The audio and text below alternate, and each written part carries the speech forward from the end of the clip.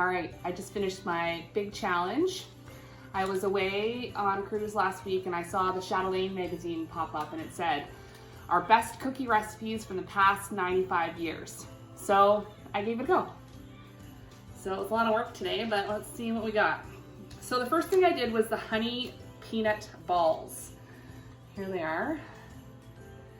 They are not that great for a Christmas cookie, but actually surprisingly, I would use those for like a kid's breakfast because they've only got skim milk powder, peanut butter, honey, some salt, and roasted peanuts. And then it's rolled in crushed up fruit cereal.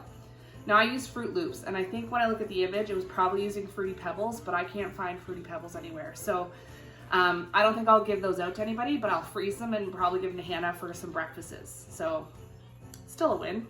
Okay, we're working on the honey peanut balls. So I combined the skim milk powder, the peanut butter and honey and salt, and I had to use my hands because it kind of got like consistency there. And then now we have to add the half a cup of chopped roasted peanuts. Again, I'm going to use my hand. And then they had holiday Nanaimo bars.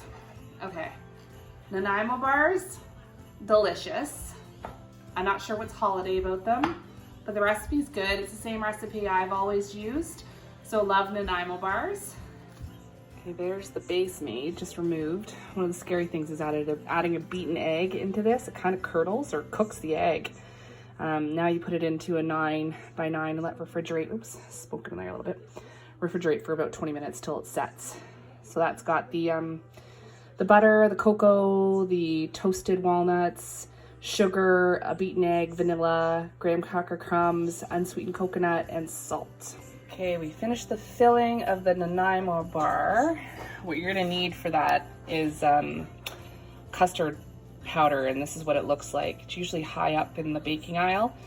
And then we'll add that to the base we put in the fridge once that's set for about another 10 minutes. But this is gonna get put on here. I'm gonna use my offset spatula, and then it goes in the freezer for 10 minutes before you put the chocolate layer on top. The next one I made, oh, we've got a gremlin here.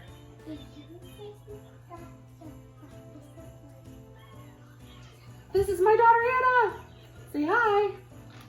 She did her hair today while I was baking.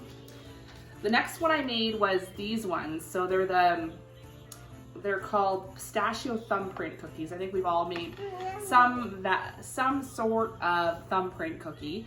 Now, basically, it's just a shortbread, and then you have to roll it in pistachios. Now, I did use my food processor to get the pistachios like fine enough, and I had to like really.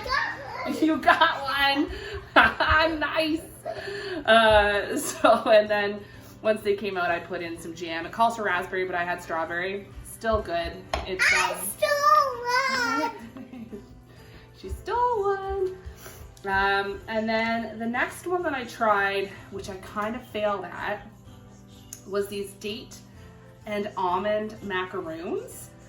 And you know what? They're not bad. And they kind of remind me of like my grandma, because they're like almondy and there's some dates in there and there's like, anyway, I'm gonna try them again because I have some gluten-free friends and these would be gluten-free. And I think they would make a nice dessert, but I probably made them too big. And then after, it says you have to let them settle for 20 minutes. And I did, but then I didn't stir it again. And there's a lot of heavy objects like the honey's in there, and then there's the dates. So anyway, I'll give those a try again. Okay, these are looking not so right. And next up was these Christmas refrigerator cookies. So very easy to make. Flavor-wise, a little bit lacking for me. I would say, you know what would make them really good is if you dip them in maybe in some chocolate, like some dark chocolate. It might spruce them up a bit more.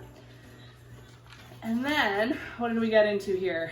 There was a gingerbread cookie, but I didn't make that because I didn't have molasses and it's Christmas Eve and I wasn't about to go to the grocery store because that would be craziness.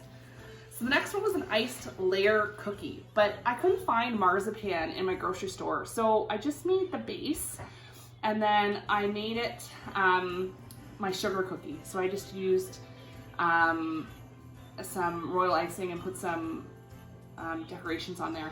It's got an orange zest flavor. Again, could probably amp up the flavor a bit more in those.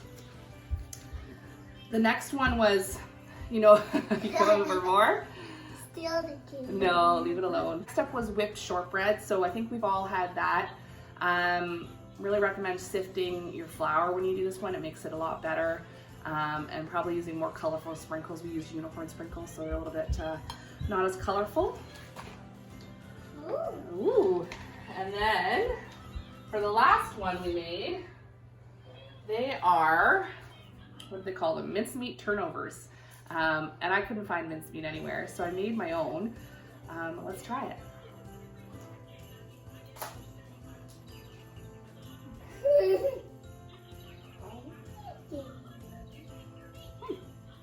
Not bad. I don't like that. Oh. It's got cream cheese in it, so it's a bit cakey. It's like a fruitcake cookie. Mom,